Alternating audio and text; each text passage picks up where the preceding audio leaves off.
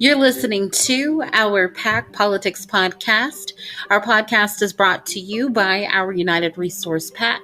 We are a tax-exempt political organization. What's up, guys? I am your host, Brittany McDowell, and thank you for stopping by today.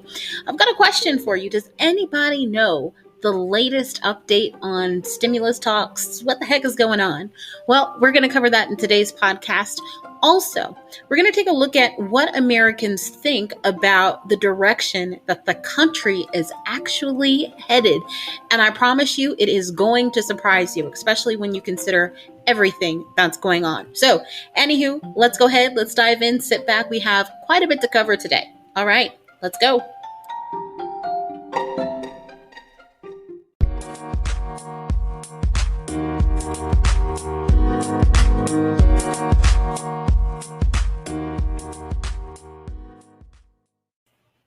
So we're going to get right to the important stuff. We're going to talk right now about the update on the stimulus talks as of like an hour ago. Guys, unfortunately, I hate to tell you, but we are still at an impasse regarding negotiations for COVID-19 economic stimulus and relief. Quite frankly, I'm not really too happy. And somebody please help me understand why we have had a situation where Nancy Pelosi and Chuck Schumer have been willing to come to the table, literally, like themselves. They have been present, but they have been negotiating with the Treasury Secretary, Steve Mnuchin, and the White House Chief of Staff, Mark Meadows. Where has Mitch been? I mean, we've heard reports of him being present. Mitch McConnell, excuse me, let me give his full name. But we've heard reports of him kind of sort of being present. We've heard reports of information being taken to him and him kind of giving his opinion on things. Does it not cross anybody else's mind? That is, it's disrespectful, and it's quite frankly a problem that we have one side where the actual leaders of that side are willing to come to the table, but on the other side, they are sending their minions. Now, I mean, I'm not saying that things like this have not happened in the past where you have leaders negotiating with the staff members of the other side. That's happened before. So don't take what I'm saying to mean that it has never happened and it's totally unprecedented.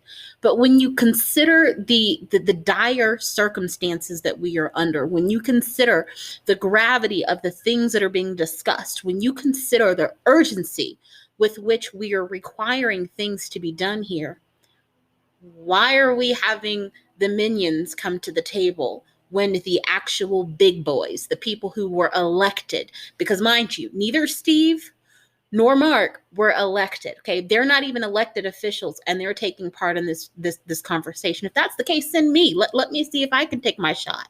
Send me. I'm not an elected official, but I just had to get it off my chest. I'm sorry.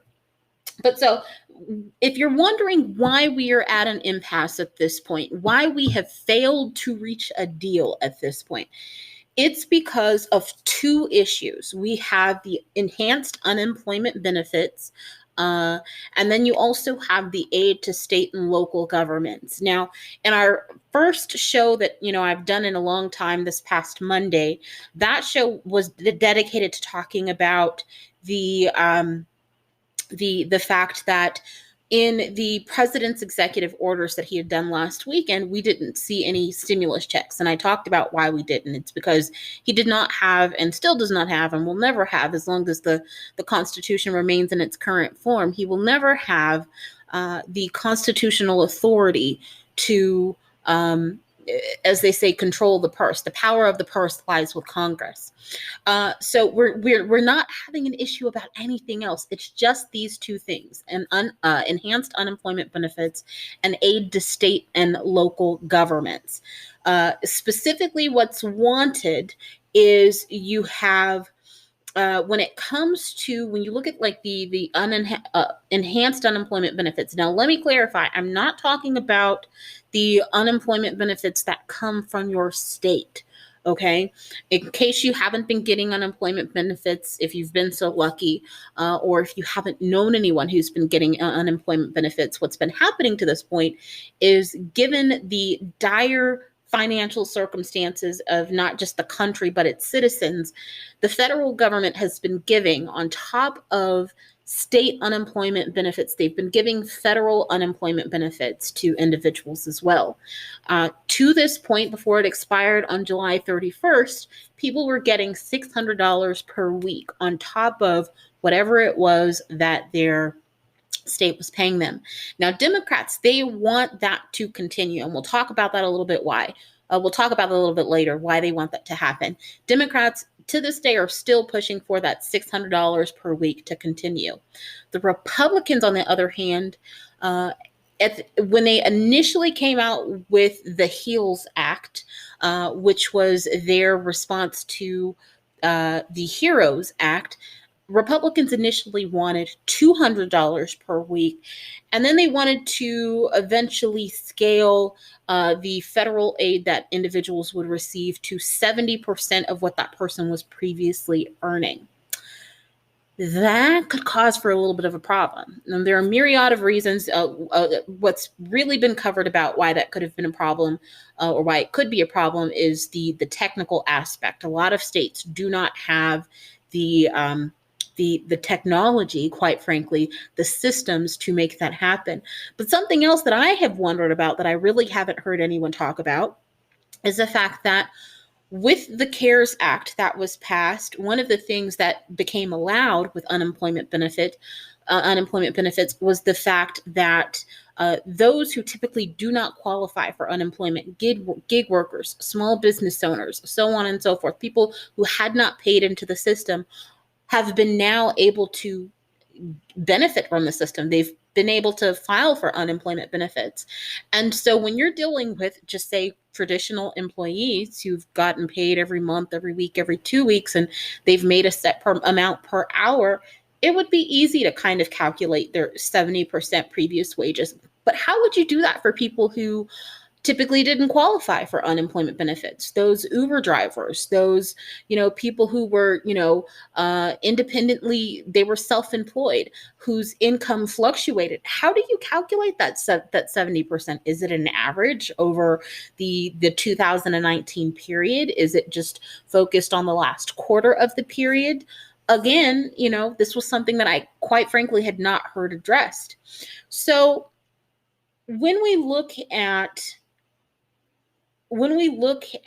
where the Republicans eventually moved, they moved off of that $200 per week and then converting to the 70%. When they started to see a lot of pushback from people, they agreed to meet in the middle, and they said, you know what, we'll just go ahead and we will do $400 per week. The Democrats rejected that, okay? We'll talk about in just a second why they rejected it.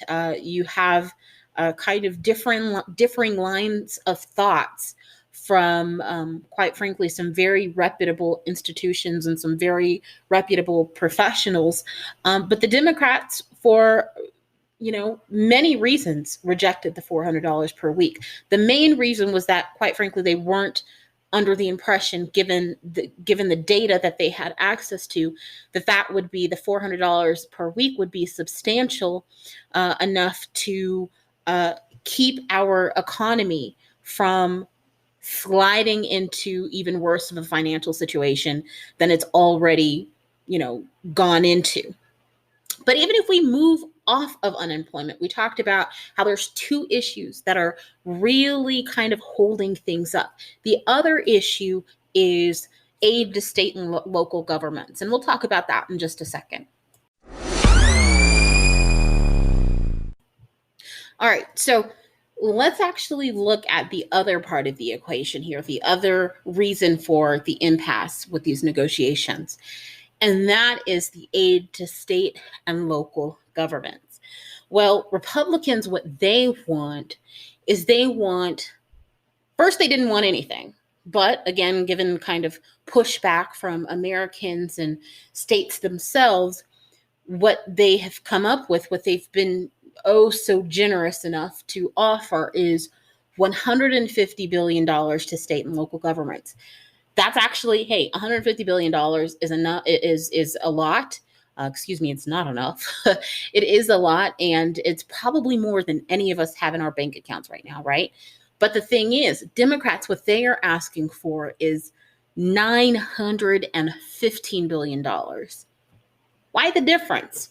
Well, the difference is because all of us at this point have thought about how the COVID-19 problem is impacting all of us in our personal lives. But something that we probably don't think about is what's going on at the state level. These states, they are still having to pay people that they are responsible for paying, right? And what they have seen as a result of the decreased economic activity is they have started to see a decline in their economic resources. They are not having the same amount of revenue come in. Excuse me, they're not having the same amount of revenue come in that they had before. And so any of us know, even if you are not at the state level, think about your own personal lives. What happens when your income decreases, but the amount that your expenditures don't decrease? You end up with a problem, and that's where these states are. And the argument that has been made by the Republicans is that, hey, look, in the CARES Act, we made provisions that helped states, and it should be enough. But what was the assumption that people, including the people who came along with the CARES Act, what was the assumption that they were operating under when they agreed to the CARES Act? They were operating under the fact that, oh, this is only going to be something that we'll have to deal with for, I don't know, what was it, 45 days, 30 days, something along this sort. Here we are, how many months later? It's not a good situation for the states. And so the question that some people are asking here, when you look at both the unemployment aspect of it, and then you look at the state and local governments, you have people that are asking, well, are Democrats simply asking too much? Are they being too demanding? Or as has been kind of put forth by President Donald Trump, are they asking for more money because they simply want to fix budgets that are already broken and no good? They are ill-managed, as they say, left-wing states that, quite frankly, would have needed money without COVID-19. You have that line of thought. But then you also have to ask the question, well, are Republicans being too stingy? And this is where I have a lot of differences with Nancy Pelosi, okay? Personally, we are not. Politically, I'm probably not where she is, especially on a lot of on the issue of abortion. I completely disagree with her. But one thing I am willing to do that you're not really seeing, quite frankly, from anybody, from the president on down in this situation, one thing I am willing to do is I'm willing to admit when somebody who was on the other side of the aisle compared to me is right. And one thing Nancy Pelosi said that is utterly right is that all of this, what this is kind of breaking down to, is values. What do these people value?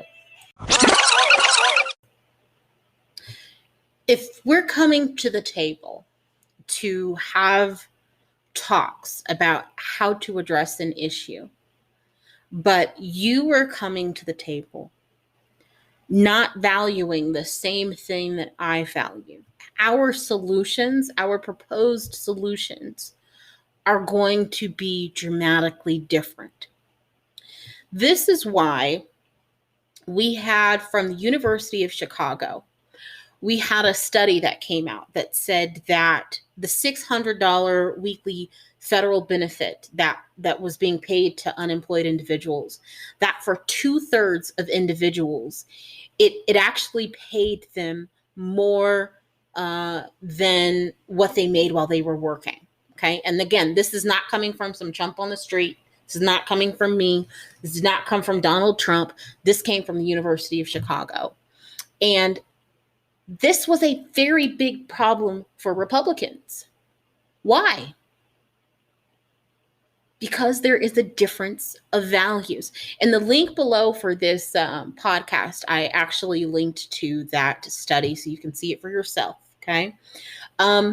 So there was this discussion around when the study came out, and this was one of the first studies that came out after the $600 became into effect. So not only did this already put negative, thoughts in the minds of people, for this to be the first kind of major study that came out, I mean, we hit the ground with negativity abounding, right? But the question when this came out was, why in the heck should the federal government take on additional debt? Because essentially all this stimulus stuff that we're taking on is debt.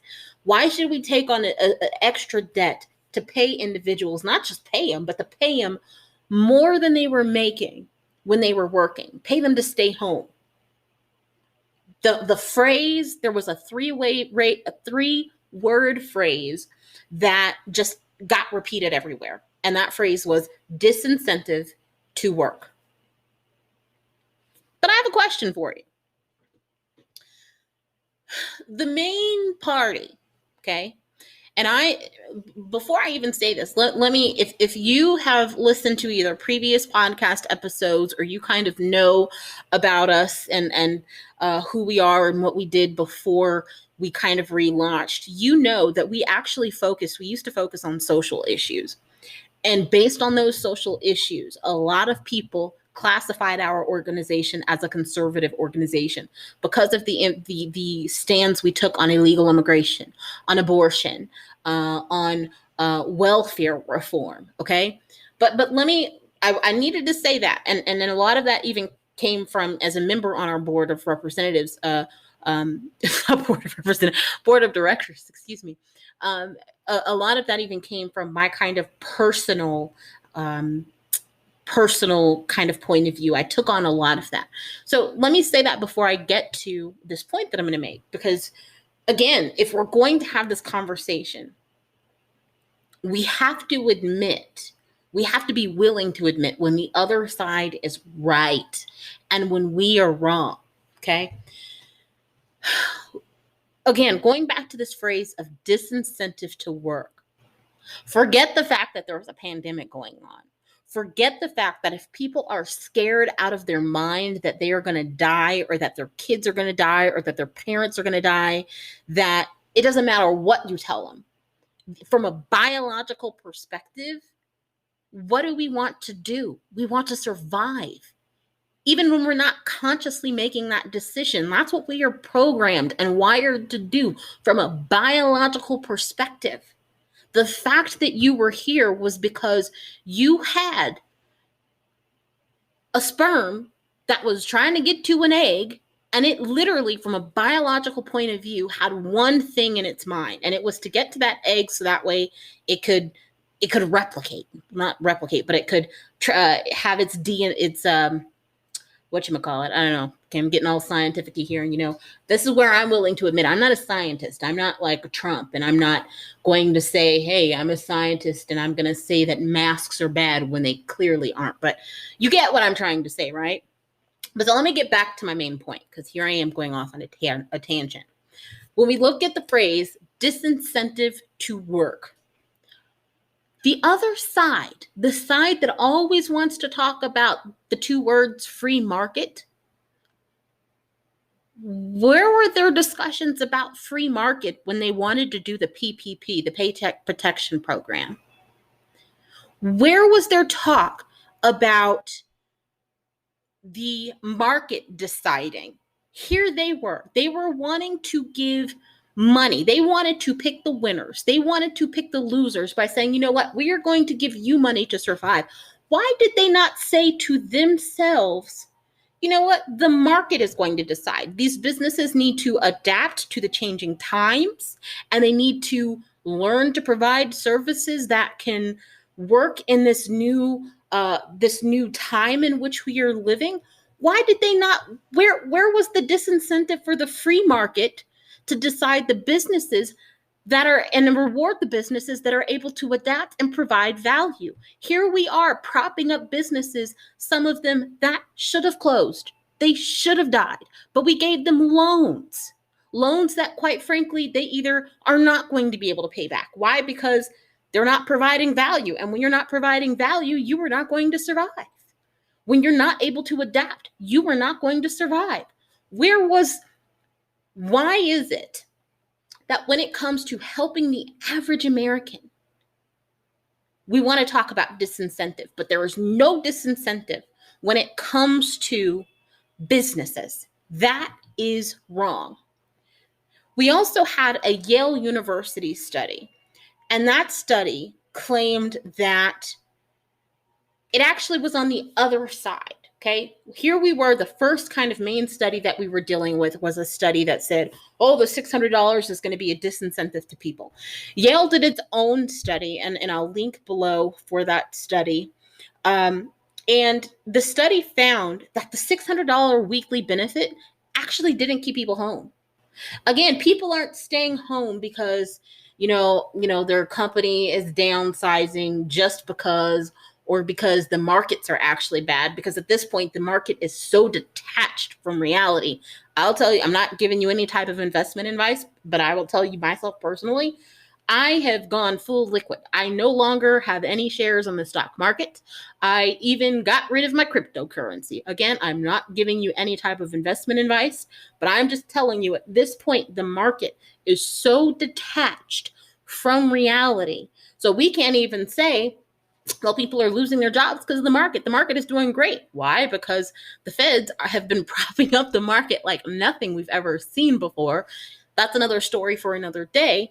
But the whole reason that people need unemployment at this point is because of one word: pandemic.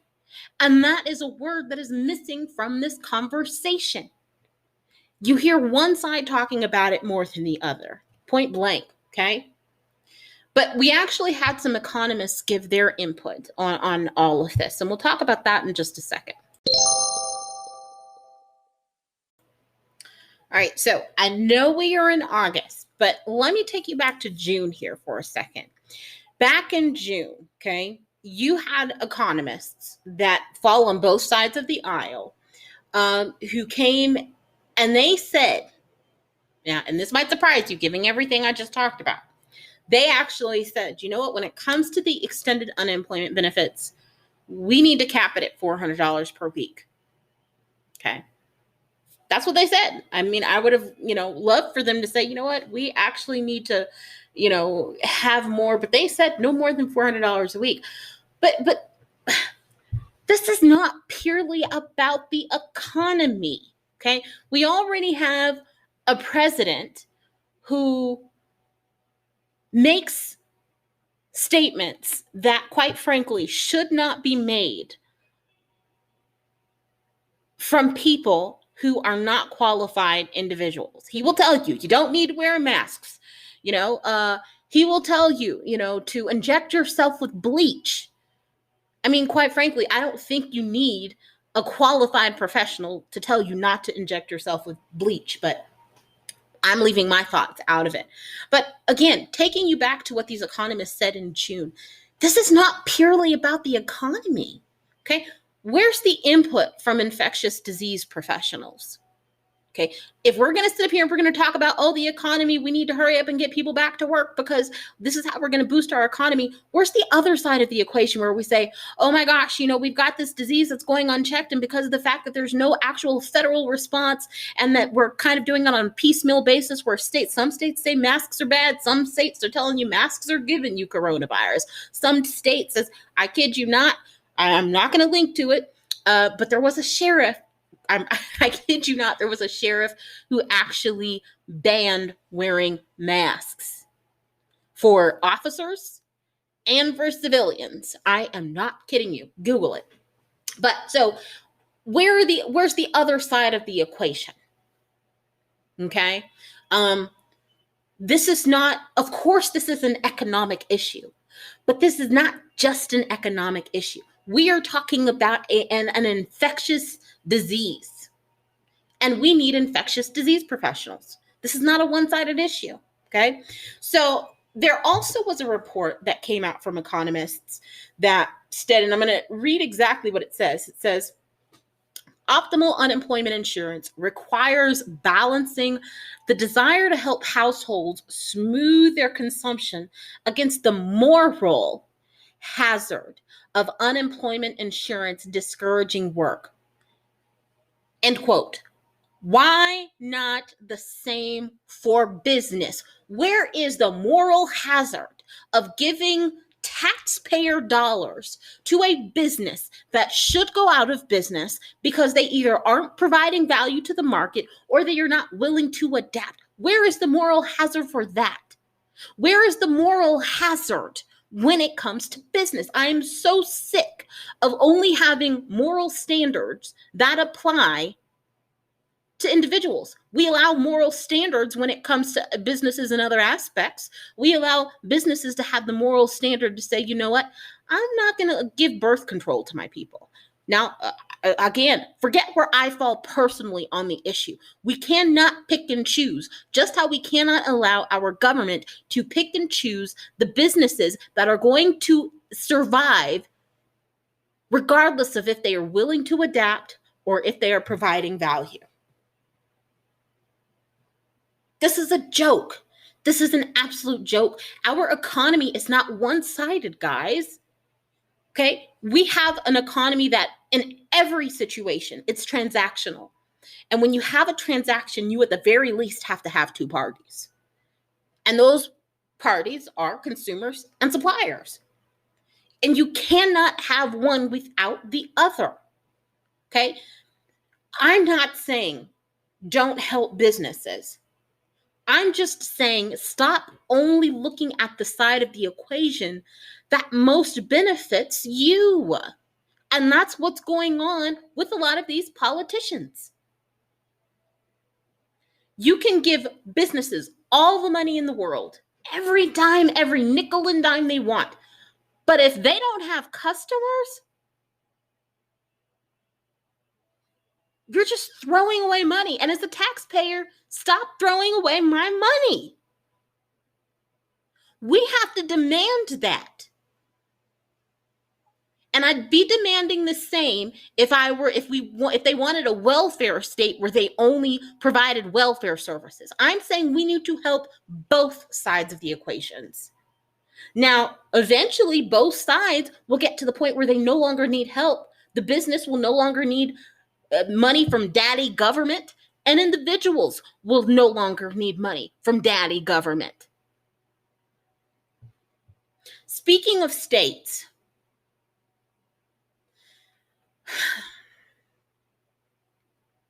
as much as I advocate for helping the American people,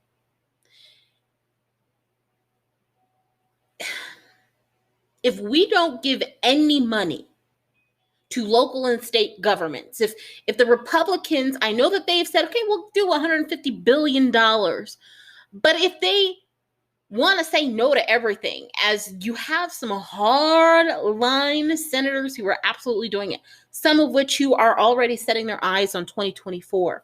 But if in this hypothetical, we don't give a damn type of world we appear to be living in, if you don't give any money to state and local governments, the consequences are not just going to be, oh, that sucks. They are going to be dire.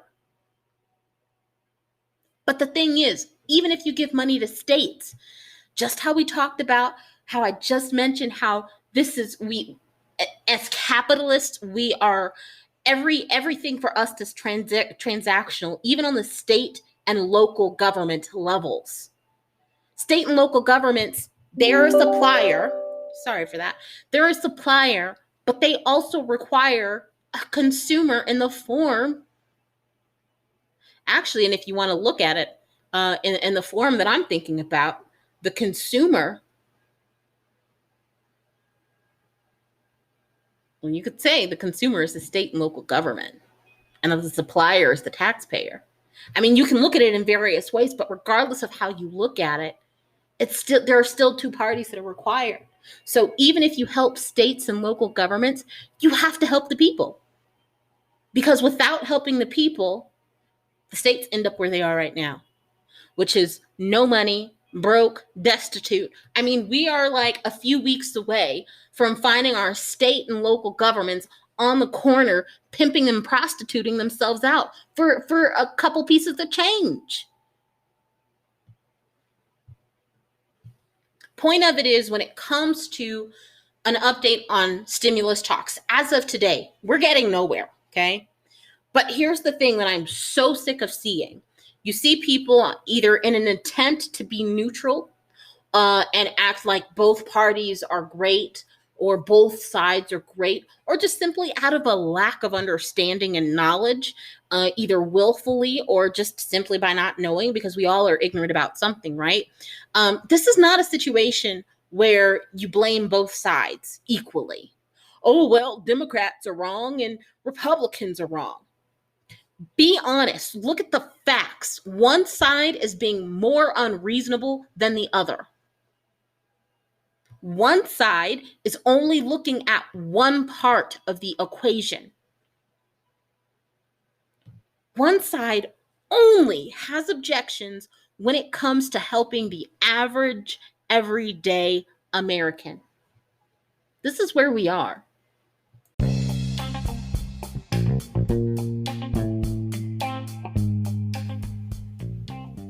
I hope you're enjoying the episode so far. Be sure to check out our Facebook page, which you can find a link to it in the description box of this episode. If you come on over to our Facebook page, you'll find that we talk more about the issue of COVID-19 economic stimulus and relief. I hope to see you over there. Thanks for listening. Let's get back to the show.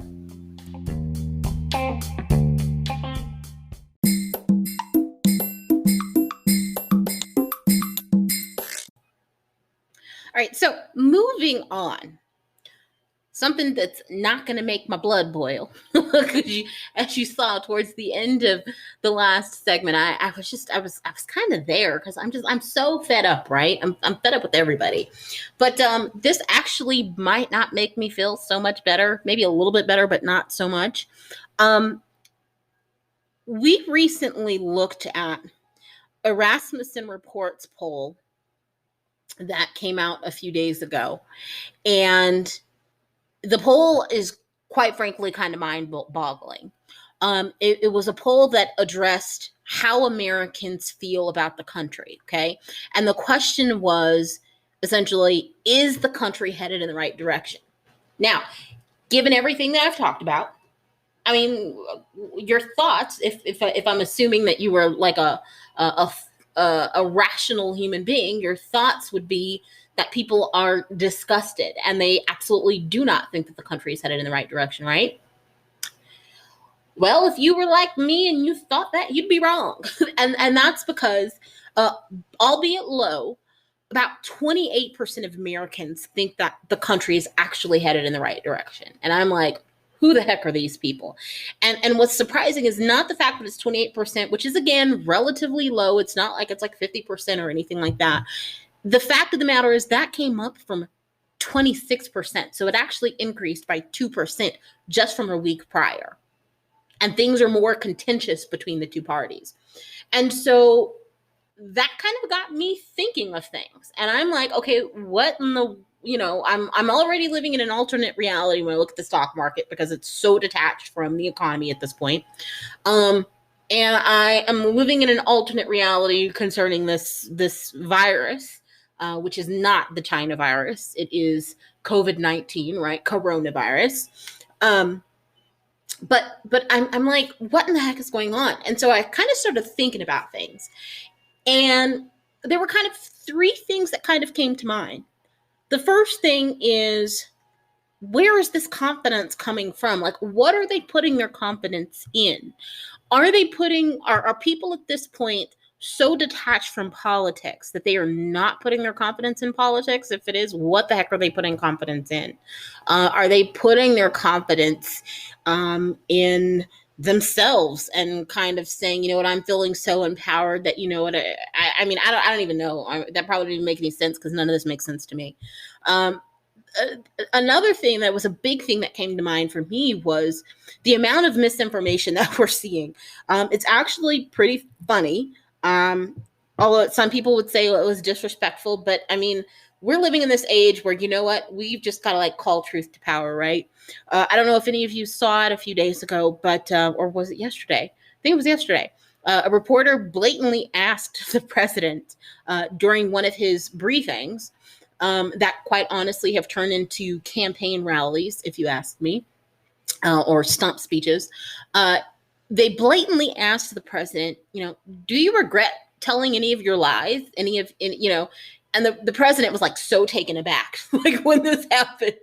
I'm not gonna just go ahead on YouTube and look at it, search for it for yourself. Type in, do you regret telling any of your lies, or, you know, something like that. It was yesterday. You will have no problem finding it. But so anywho, when I think about not just the president, but other politicians on both sides of the aisle, because, you know, this is one of those things where you can't say, oh, well, it's only, you know, one side that's spreading lies. Both spread lies. Now, when it comes to specific issues, some do it more than the other based on what they feel that they have to immediately benefit. Some people, you know, twist things in a way that kind of combine truths and lie, and some people just kind of outright come out and lie to you. But point of it is, I started a question. I said, well, hold on just 1 second. We will be right back. All right. Sorry about that. So getting back to my point, regardless of the source, there is a lot of misinformation and outright lies being told at this point. And they can be about many things, whether it be the virus itself, whether it be about the economy, whether it be about the other side, people trying to deflect. One of the things that I kid you not, that I have come to see, which is quite frankly kind of brilliant, is I have seen people kind of do a form of projection where they, in an attempt to kind of deflect things from being pointed out about them, they kind of take not just anything and kind of point it at the other side, but let's say I said, this is just kind of like a hypothetical. Let's say if I said, if you were another politician, and I said, you know what, his dog, I'm suing him because his dog bit me. Well, no, that maybe wasn't a good thing. Let's say if I said the moon is black, okay, and you just came out and I came out in an attempt to deflect that I said the moon was black, even though there's absolutely no record of you saying the moon was black, to keep people from saying that I said it was black, or to at least kind of mitigate the damage of people talking about the fact that I said it was black. I just flat out say that you said it was black, even though, again, there's absolutely no record of you saying that it was black. The main thing that comes to mind when I think about that, for instance, is one of the things that you have seen from our president at this point, and I really use that term loosely at this point, but one of the things that I've heard from our president in recent days is that Joe Biden has been against masks, and he's been telling you not to wear masks. Somebody please find me the proof of that, please. But I can find you almost instantaneously proof of President Trump either outright telling you not to wear masks, or kind of alluding in some way that mask wearing is damaging to your health, or it's bad, or it's something along those lines. We are seeing a lot of that. But so kind of taking you back to the point here, the point of this Rasmussen report, is there a lot of misinformation at this point that has taken that has kind of impacted this and what's going on? And kind of let me make this point before I kind of go from there, especially with what happened in the last election. We've really seen a lot of crackdown on social media with misinformation, specifically politically. But if we are seeing, let's assume here, let's go with the line of thought that misinformation is the reason for this increase in people thinking that the country is headed in the right direction. If we have seen the crackdown that we have on political conversations and political facts online when it comes to social media networks, maybe we need to look at other sources, namely our, as they say, mainstream media, news networks, and what they are allowing to be kind of said on their networks. Quite frankly, even though I, haven't been I kind of drifted away from being quite honest here, drifted away from watching like CNN. I recently took a look at an episode, and during that episode, one of the things that, quite frankly, it kind of angered me in the moment, but the more that I thought about it, I actually respect that they did this. One of the things that they did is the second the president got on and started to spew lies, they cut away. Should we be expecting more of that from, as they say, mainstream media? Especially if it's not just social media and we've cut down on social media's being able to be used as a means of spreading misinformation and lies, especially if misinformation could be leading to people thinking that this craziness is actually going in the right direction. And then kind of like a third thing, kind of wrapping this up here, kind of like the third option that I thought about when I tried to literally grapple in my mind how in the heck you could be seeing more people actually think that the country is headed in the right direction, is that, quite frankly, there's just simply a detachment. Like I mentioned several times during this podcast, the market is absolutely when you look at the stock market, it is absolutely detached from our economy at this point. Why? Because it's being propped up by the feds. It really got bolstered from the CARES Act. All the junk bonds that were being, bought up. But anywho, another story for another day. But are we seeing the same thing here with people and the minds of people? While I typically am not as pessimistic about the American people as this might sound, I don't know what else to think. I mean, I know you have those people who, no matter what, they will always support specific politicians, whether it's the president or Nancy Pelosi or whoever. Trump could burn down the White House literally with a stick of matches, with sticks of matches, and he could do no wrong in their eyes. Is that what we're seeing here? Are we just seeing, are these people becoming more clear because there's not more rational people to kind of hide behind, since rational people have, albeit just like, left the discussions at this point? I don't know. If you have any suggestions, if it comes to your mind, check out in the link below. Head to our Facebook page and consider leaving a comment and letting me know, hey, Brittany, this is what I think, because quite frankly, I can't figure this one out. Maybe you can. It makes no sense to me. It's either confidence in something beyond me, and my measly mind is misinformation abounding, or complete and utter detachment from reality that could make these people, more people than last week, think that the United States of America is headed in the right direction.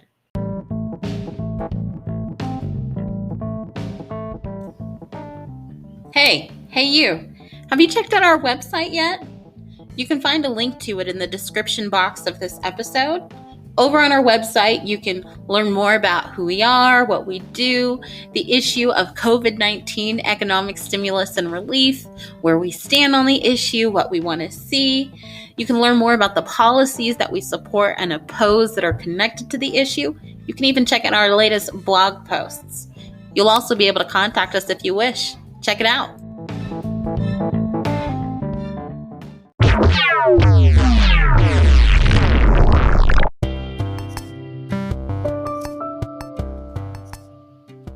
All right, guys, thank you for tuning in. That is our show for today, Friday, August 14th.